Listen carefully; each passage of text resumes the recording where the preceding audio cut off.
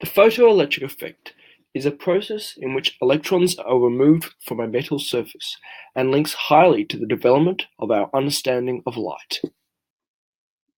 Prior to 1887, our understanding of light was split between the particle theory and the wave theory. Newton and Gassendi argued that light couldn't bend around corners, but waves could, and therefore light must be a particle. However, Hooke and Young argued that particles were affected by gravity and light was not, therefore light must be a wave. Hertz discovered the effect when experimenting with a spark gap in an electric circuit. Then, J. Thomson established UV light caused electrons to be emitted from zinc and likened these electrons to those found in cathode rays. And finally, von Leonard experimented with how the intensity of the light affected the energy of the photoelectrons.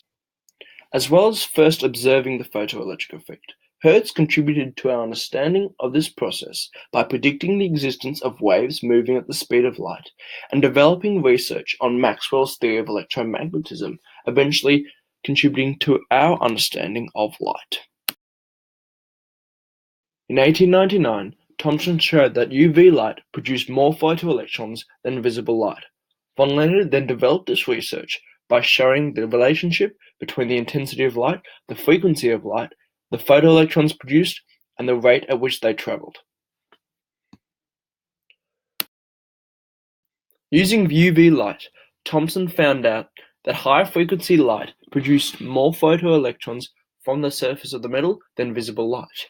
Von Leonard, if sufficient, a photon will transfer all its energy into a single electron.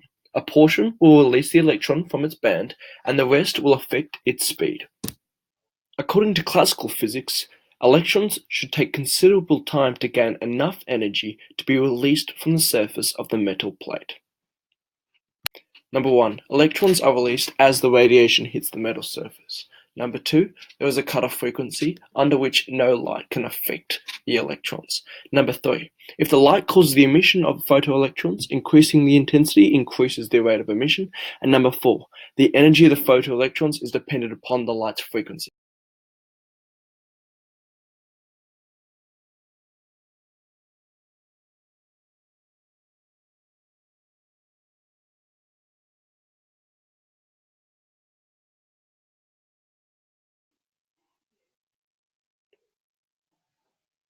In other words, the light quantum is acting as a particle in a collision with an electron.